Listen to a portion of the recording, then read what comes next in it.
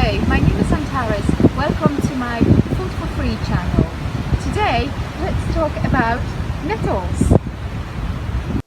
Nettles are delicious, easily digested and highly nutritious, containing vitamin A and C and minerals such as calcium, potassium and iron.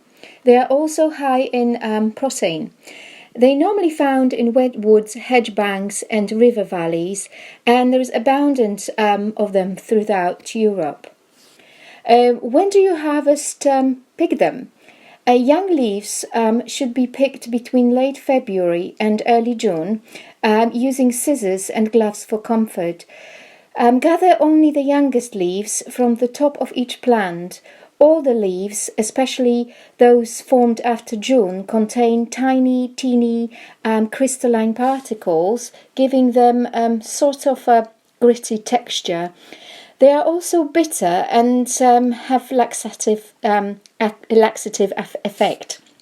And the very best nettles are the whole shoots, picked when they are just a few centimeters high in March. Before cooking your nettles, remove the tougher stems and remember to wash well. Traditional Scottish dishes include nettle soup, which is thickened with oat milk, and nettles as greens, which are normally prepared like spinach, but best liquidized because of its fibrous nature. Nettle tea was widely drunk, especially in spring, as a beverage before what we now simply call tea became fashionable and in times of scarcity. Cooking does, of course, deactivate this thing. Good nettle ale was brewed for celebrations using nettle roots fermented with barley meal dough. Medicinal herbalists also prescribe it to relieve asthma and other conditions. Long-suffering Roman soldiers exposed to the bitter north winds in inadequate clothing were said to have flayed themselves with nettles. Shetlanders had a curious way of endearing themselves to each other by gathering nettles on Halloween to place between the blankets of the desired one. This would procure their love. Nettles gathered on St. John's Day, 23rd of June, could be used to undo a spell cast on milk production. If the plants were picked on a suspected witch's land and put under the milk pails. In the Highlands and Islands of Scotland, nettles were believed to grow from the bodies of dead men.